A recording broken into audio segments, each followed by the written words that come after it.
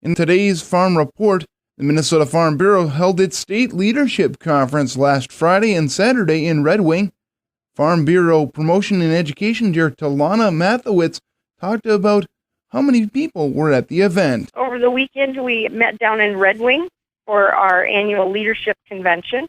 We had about 245 farmer and ranchers from across the state join us down there, and it was a really packed conference, but definitely a really great conference. Minnesota Farm Bureau Young Farmers and Ranchers Chair Christy Miron talked about why they put on the leadership conference. The Young Farmers and Ranchers and the Promotion and Education Committee host this event for anybody who's interested around the state of Minnesota to really expand their leadership development skills. It's also a huge opportunity for young farmers and ranchers and anybody else really in our agricultural industry to get to know some people that are part of our agricultural family. It's a huge networking opportunity where we can strengthen the rural communities and grassroots ideas that are out there. We also have the opportunity to really identify and work with some of those resources that are available. So, for instance, we had people out there who can write new young farmer rancher promotional loans.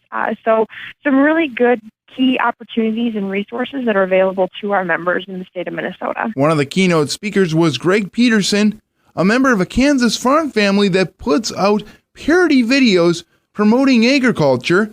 Mathowitz talked about why Peterson started the videos. Very interesting young man, and the story and how him and his brothers got started. For those of you who may not know, the Peterson Brother Farms, 3 young brothers got together and did kind of a parody video on YouTube, just to be able to. He said at first it was just really going to be for his family and friends.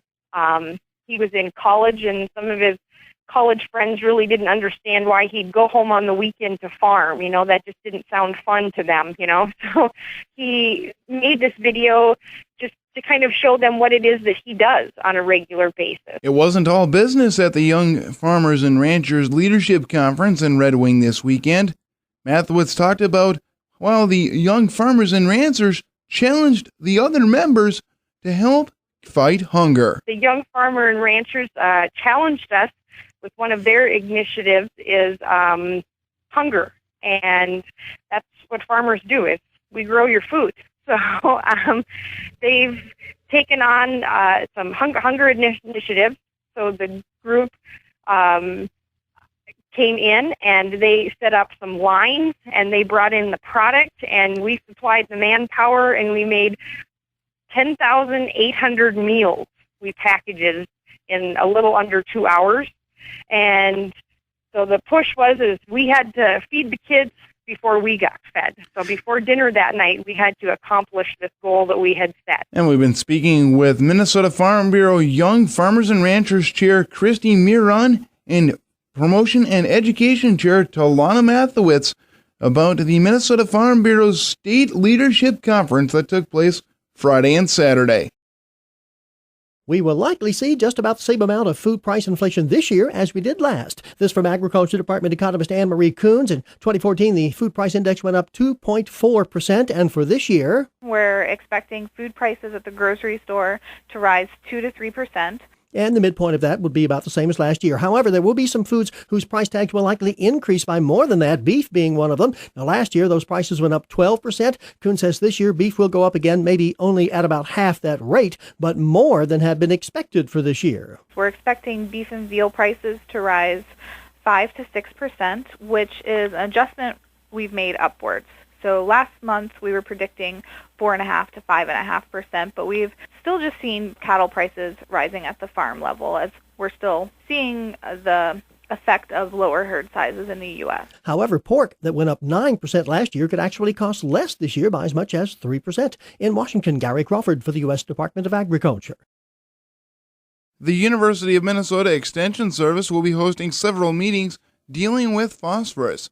Dan Martins with the University of Minnesota Extension Service Office has more. I talked recently about the Tour de Forage Winter Forage Craft workshops being held in central Minnesota in St. Joseph at the El Paso Sports Bar and Grill on Wednesday, February 4. and also in northeast Minnesota at Floodwood on February 3rd, and southeast in Rochester on February 5th. Dr. Craig Schaefer, U of M forage agronomist, is a keynote speaker talking in St. Joe about low-lignin alfalfa. Craig also supervises U of M alfalfa and corn silage variety trials. U of M Extension colleagues will do 3 forage meetings called Forage for You at Hutchinson February 10, Fergus Falls February 10, and Rushford February 20. Watch for news releases, call, or do an internet search for Minnesota Extension Forage for more information. Here's a little more detail about some Extension workshops about managing phosphorus on livestock farms. One will be held in Rice on Friday, February 6th, and later in Little Falls, Cold Spring, and Sauk Center. These workshops are based on information gathered from real farm case studies conducted by Extension educator Randy Pepin on dairy and beef cattle farms in central and southeast Minnesota. Part of the situation is that rising fertilizer prices make livestock manure more valuable for providing crops with nitrogen, phosphorus, potassium, trace minerals, and organic matter. However, repeated application of manure to provide most of the nitrogen needed for the crops, like corn, has created elevated phosphorus levels on some land. This makes writing and following manure management plans very challenging for many livestock farms. At these workshops, Randy Pepin will present management strategies available to prevent or deal with excessive buildup of soil phosphorus while maintaining profitable farm enterprises. Examples will be based on dairy farms and beef feedlots. However, any livestock producer and many people working with farmers could benefit in learning about phosphorus management concepts. Opportunities include and go beyond basic manure management.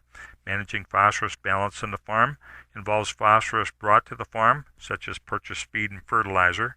Phosphorus leaves the farm mainly as crop and livestock produce sold.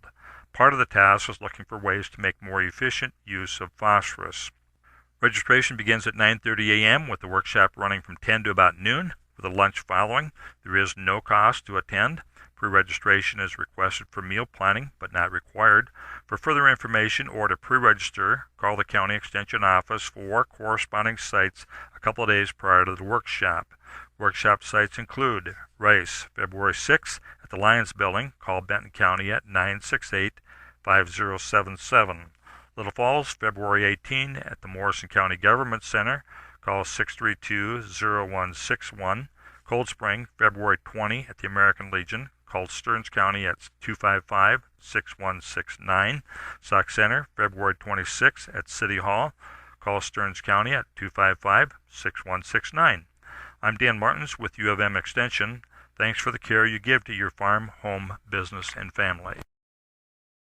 It's hard to believe we're about to have our 49th Super Bowl. In Los Angeles, the first Super Bowl game puts the Packers against the Chiefs. 1967, the Packers won Super Bowl I. Of course, when the NFL thought up this Super Bowl, they tried to put the games in places like L.A., avoiding any bad winter weather problems, and they've succeeded pretty well. Right, and for the most part, it has been a warm Super Bowl. Agriculture Department meteorologist Brad Rippey, there's never been a flake of snow on any Super Bowl field. In fact, The very coldest non-dome Super Bowl took place in 1972. That was in New Orleans before they started having the Super Bowls in the Superdome. So the high that day was 43, the low was 24. now players have had to play in rain, but only twice. So we've had good luck with Super Bowls. This year should not be a problem at all, with the early weather forecasts calling for mild and dry weather at University of Phoenix Stadium in Glendale, Arizona. Gary Crawford for the U.S. Department of Agriculture, Washington. The U.S. Department of Agriculture's Food Safety and Inspection Service is proposing new guidelines for food processing for poultry. Gary Crawford with the U.S. Department of Agriculture has more. Ah, yes, throughout history there have been songs dedicated to the chicken. Everyone's talking about chicken. Chicken's a popular word. But anywhere you go, you're bound to find a chicken ain't nothing but a bird. That's right, and that's one of the better songs. My vote for most annoying is, of course... Ah, yes. But there is a serious side to chicken and poultry in general, and that is the effort to reduce the amount of disease organisms in poultry as it's processed and brought to us. And in that regard, we're about protecting public health and we're about food safety. And this is exactly what we believe is in the best interest of the American citizen.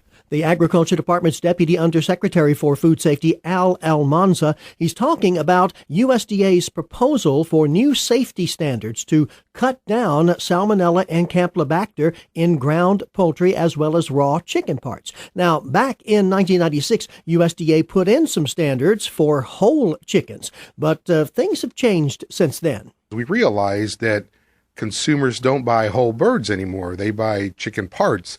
And quite frankly, we hadn't looked at that in our testing regiment. And so that's when about, 3 years ago, we decided we needed to start looking at chicken parts and the salmonella levels associated with those parts. Because today, 80% of the chicken we buy is in parts, breasts and wings and legs and so on. And also, it's been learned that salmonella levels tend to go up as chicken is further processed into parts. And so, the Ag Department, which is, as you know, the department in charge of meat and poultry inspections and safety, is proposing some new contamination standards that processors will need to meet, and also a little different procedure to be used when those USDA inspectors come in and take samples to test them for bacterial contamination.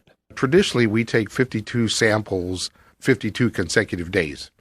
So what we're going to do is we're going to change that, and we're just going to take 52 samples and not let them know when we're taking the samples. So the contamination standards on chicken carcasses are going to be more stringent, and the testing schedule will not be as predictable by poultry processors. Al Almanza says by making these changes, we're looking at reducing 50,000 illnesses a year, with at least a 30% decrease in illnesses expected from salmonella and up to as much as a 37% reduction in sicknesses caused by Campylobacter. And yeah, I suppose that's a good reason for us to do that chicken dance thing.